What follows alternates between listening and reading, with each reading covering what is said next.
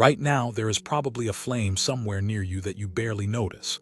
If rain started hammering your roof tonight, you would not guard that flame with your life. You would just make another one.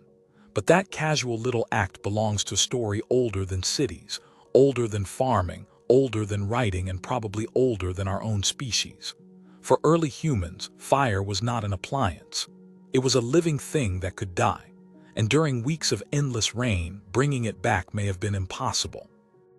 So how did ancient humans keep fire alive when the entire landscape was soaking wet? That is the mystery we are following today on Oddiq. Subscribe if ancient survival stories are your kind of strange, because this one begins long before humans could strike a match. Go back to the beginning, not to a cave, not to a camp, to a lightning strike. Sometime deep in prehistory, a storm splits the sky. Lightning hits dry vegetation. Flames race across the ground, and every animal nearby runs away. Except perhaps one curious hominin. No one knows the exact moment our ancestors first controlled fire, but one leading possibility is that early hominins did not begin by making flames. They captured them from nature, a burning branch from a wildfire, smoldering wood after lightning, a coal carried away from the edge of a blaze. They did not create fire, they adopted it, and that created a brutal problem. Nature could provide another flame tomorrow, or next season. Or not for months. If your group could not reliably make fire, losing it meant waiting for the world to produce another one. Then the rain arrives, the ground becomes mud, dead grass collapses, bark darkens with water. Even wood stored beneath a shallow shelter begins absorbing moisture from humid air. You might think the answer is obvious. Rub two sticks together, sure. And while you are at it, perform surgery with a spoon.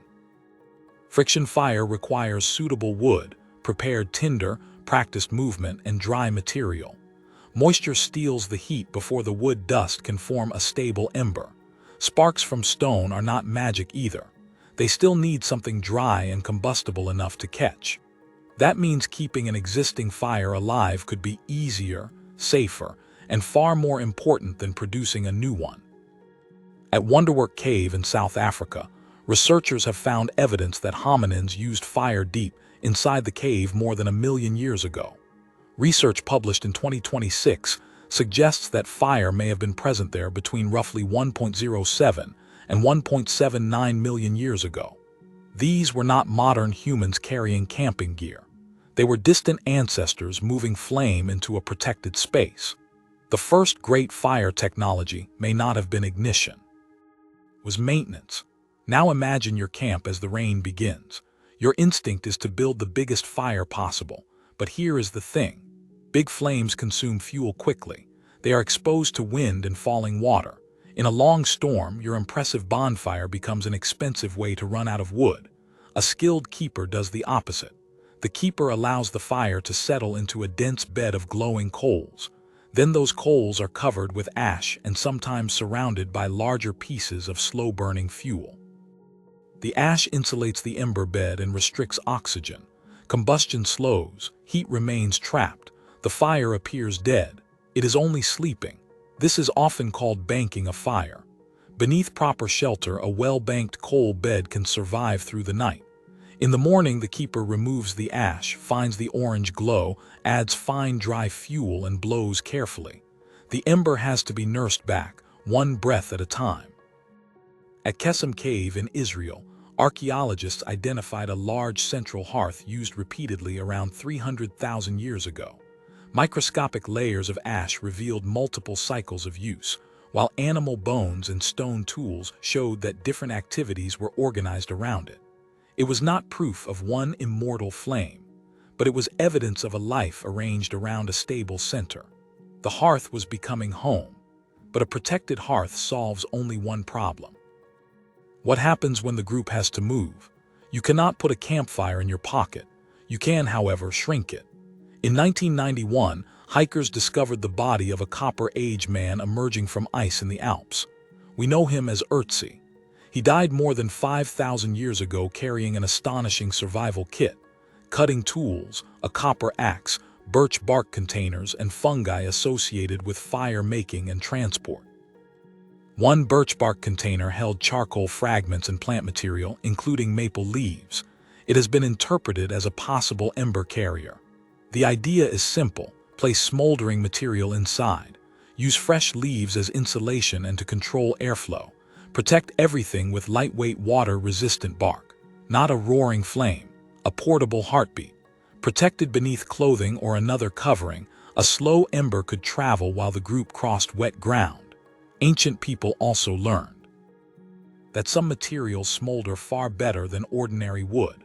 One famous example is tinder fungus, Fomes fomentarius, which grows on trees such as birch. Properly prepared, its inner material can catch heat and hold a slow smolder rather than bursting rapidly into flame. Oddiq carried tinder fungus too. Think about that. People were not merely collecting wood. They understood that a particular layer inside a particular fungus could store heat differently from the branches around it. Stone Age material science. Here is what makes this so important. Firekeeping was never one clever trick. It was an entire system, because even if your ember survives, it still needs food. After 2 weeks of rain, the forest floor is a terrible firewood shop. Fallen branches sit against wet soil and drink water, so experienced foragers look upward. Dead branches still attached to trees may be wet on the surface but drier inside. Standing dead trees avoid the soaked ground.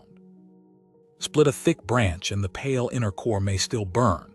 Then there is resin-rich wood. In some trees, resin collects around injuries and old roots. That resin resists moisture and burns readily.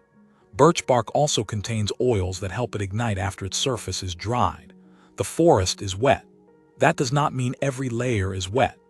The keeper gathers standing deadwood, removes soaked outer material, splits larger pieces, and places tomorrow's fuel near today's fire. The heat dries the next batch while the current batch burns. It is a conveyor belt powered by yesterday's ember. Miss the routine and the system begins collapsing.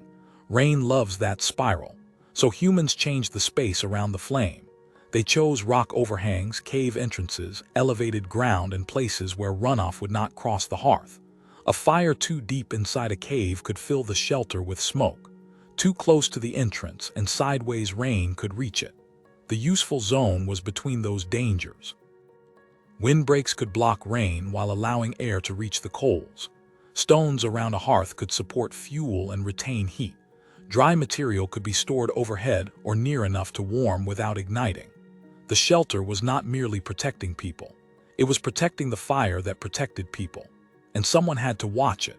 A 2017 study of Hadza hunter-gatherers in Tanzania found that across 20 days, the entire group was simultaneously scored as asleep for only 18 minutes. Different sleep schedules meant someone was awake or sleeping lightly during 99.8% of the recorded nighttime periods. The researchers did not claim these people were assigned to guard a prehistoric hearth. But imagine what staggered sleep offered earlier communities. Someone could hear the wind change. Someone could notice rain crossing the shelter. Someone could add fuel when the glow weakened. One sleeper wakes, another settles down. The ember gets a night shift. But sometimes the system failed. A flood reached the hearth. Fuel ran out. The carrier dropped the ember. Morning came and the ash was cold. Then the most important firekeeping technology was not fungus, bark, or stone. It was another human. Ethnographic accounts describe communities obtaining flame from neighboring camps when their own fire died. That simple exchange transforms fire from private property into social insurance. You share an ember today because your own hearth may be cold tomorrow. A glowing coal becomes a promise. And nowhere is that idea more striking than in historical reports from the Andaman Islands in the Bay of Bengal. Some observers wrote that indigenous Andamanese communities maintained existing fires but knew no method of producing new fire from scratch. These accounts must be treated carefully. The Andamanese peoples are distinct cultures, not one single tribe, and colonial observers did not always understand what they saw. But if the reports are accurate, the achievement is extraordinary. Monsoon rain, island isolation, constant humidity, and still fire. They preserved smoldering wood, sheltered hearths, transported embers, and could obtain flame from another household or camp when necessary. Their survival did not depend on one magical coal burning untouched for centuries.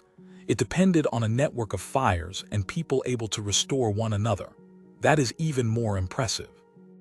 Because the true invention was not an eternal flame, it was redundancy. One hearth could fail, the community did not. So here's the full picture. Our ancestors probably began by capturing flame from natural fires. They learned to slow it beneath ash. They carried heat inside bark, leaves, charcoal, and slow smoldering fungus. They read wet forests for standing deadwood, dry inner cores, oily bark, and resin-rich fuel. They shaped shelters around drainage, airflow, smoke, and wind. They watched through staggered nights, and when one flame died, another human could bring it back. Now return to that ordinary flame near you.